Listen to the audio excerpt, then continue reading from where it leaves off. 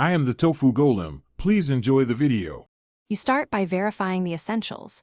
Your iPhone runs iOS 13 or later, and CarPlay is enabled in settings.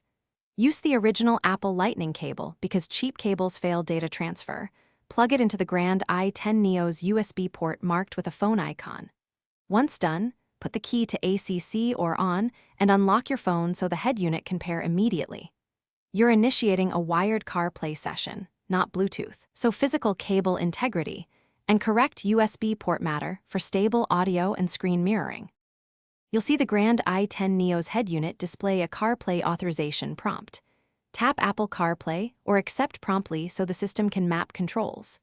If your iPhone asks to trust the car, pick the car name and choose Always Allow so CarPlay launches automatically next time. Then navigate CarPlay using the touchscreen or the rotary knob. Open Maps for navigation, Phone for calls, or Music for audio. This step links steering wheel controls and microphone to CarPlay, ensuring hands-free operation and correct audio routing. Finish by testing voice commands, making a quick call, and confirming navigation audio through the car speakers. Adjust both head unit and iPhone volume for clarity. If you experience dropouts or delayed responses, switch to the wired method by reconnecting the original Lightning cable and restart both the phone and the head unit. This clears transient USB or software glitches. If problems persist, reset CarPlay on the iPhone via Settings, General CarPlay, and remove the vehicle, then repair.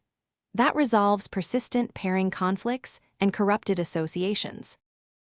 Thanks for watching. Consider subscribing if we helped you today.